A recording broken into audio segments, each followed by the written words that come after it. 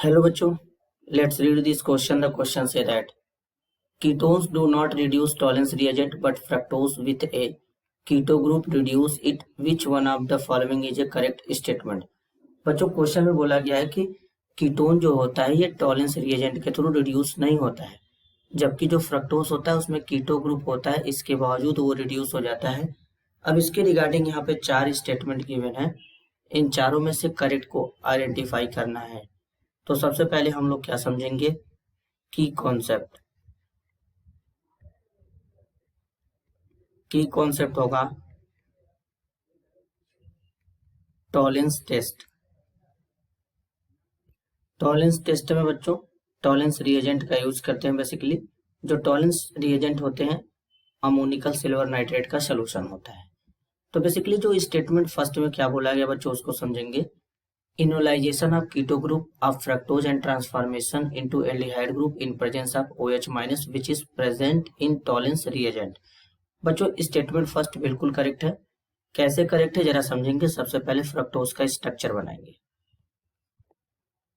C double bond O H OH C OH H C OH H CH2 OH, ये fructose है। अब fructose में बच्चों अगर हम देखें तो यहाँ पे कौन सा ग्रुप है, कीटो ग्रुप है। तो इसके बावजूद भी ये टॉलेंस रिएजेंट के साथ में टेस्ट दे रहा है। तो क्यों, तो इसको जब हम लोग OH माइनस आयन के साथ ट्रीट करेंगे तो इनोलाइजेशन होगा, इसका मतलब कीटो इनो टाटोमेराइजेशन होगा बेस में। तो उसके बाद ये एल्डिहाइड ग्रुप में कन्वर्ट हो जाएगा, यानी ग्लूकोज में कन्वर्ट हो जाएगा। तो सबसे पहले ये बनेगा डबल बॉन्ड COH, यहाँ पे बच्चों CHOH CHOH।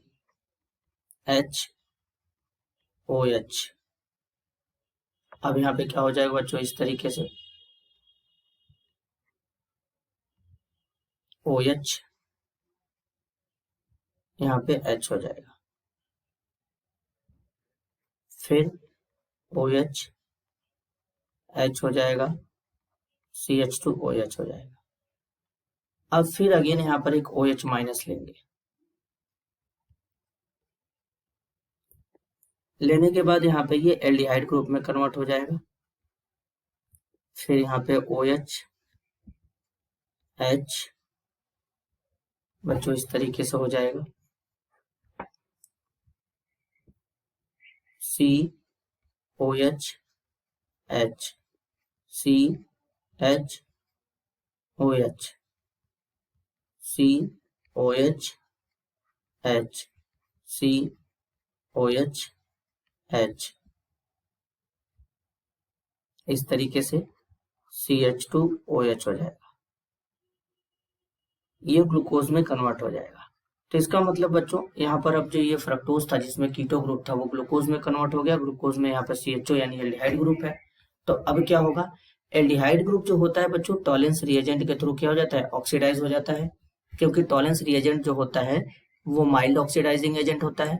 तो इस तरीके से यहाँ पर इस एल्डिहाइड को ऑक्सीडाइज कर देगा, लेकिन एल्कोहल को ऑक्सीडाइज नहीं कर पाता है बच्चों। तो टॉलेंस रिएजेंट जो लेंगे कुछ इस तरीके से, यहाँ पर Ag हो जाएगा NH3 twice plus basic medium रहेगा तो यहाँ पे OH माइनस लेंगे तो एल्डिहाइड को ऑक्सीडाइज कर देगा तो कार्बोक्सिलिक एसिड में कन्वर्ट हो जाएगा। तो यहाँ पर इस तरीके से बच्चों ग्लूकोनिक एसिड का फॉर्मेशन हो जाता है। और साथ में बच्चों यहाँ पर मेटालिक सिल्वर भी बनता है, इसलिए इसको सिल्वर मिरर टेस्ट कहते हैं। बाई प्रोडक्ट वाटर और साथ में NH3 बन जाता है इस तरीके से।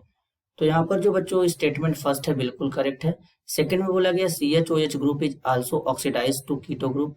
जो CHOH ग्रुप होता है बच्चों ये ऑक्सीडाइज हो जाता है कीटो ग्रुप में। कैसे जरा अगर हम लोग समझे तो बेसिकली अगर यहाँ पे देखें CHOH है बच्चों इस तरीके से,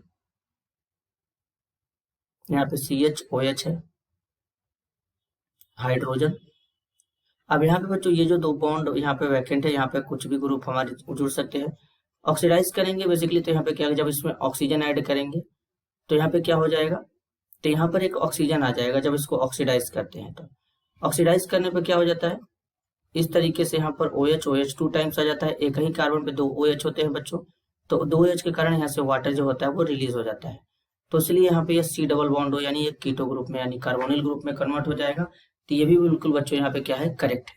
तो इसलिए यहाँ पर जो स्टेटमेंट सेकंड है CHOH group is also oxidize to keto group, तो ये इस तरीके से यहाँ पे कीटो ग्रुप में कन्वर्ट हो जाता है, तो यहाँ पे बिल्कुल करेक्ट है स्टेटमेंट 2 भी।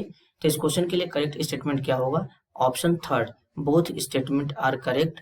This is your answer. I hope you understood it well. All the best.